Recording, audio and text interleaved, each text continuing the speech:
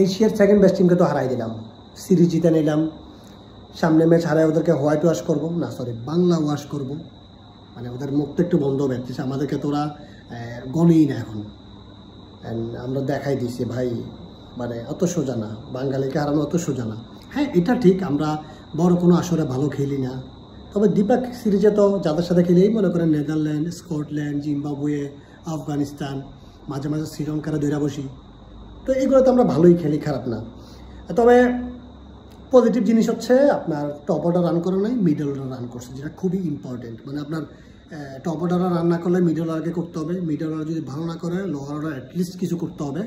And আজকে ওইটাই হয়েছে, টপ অর্ডার কলাপস করছে, মিডল অর্ডার শামিম জাকের ভালো পার্টনারশিপ করছে, দেন সোহান এসে ভালো একটা ফিনিশ করছে। আর সোহান তো লাভ ইউ ভাই, সোহান ভাই লাভ ইউ।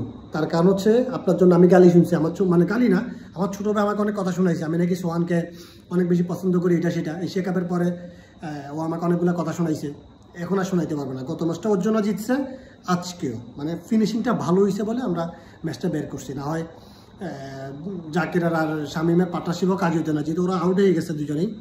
সোহানের ভালো ফিনিশিংয়ের কারণে আমরা ম্যাচটা জিতছি, আর এটাই আসলে হওয়া উচিত। টপ অর্ডার রান করা নাই, ডাজেন্ট ম্যাটার ভাই, আপনার টপ অর্ডার সবসময় রান করবে না, গত ম্যাচে রান করছে না, করছে তো, সবসময় তো আপনার টপ অর্ডার রান করে দিবে না।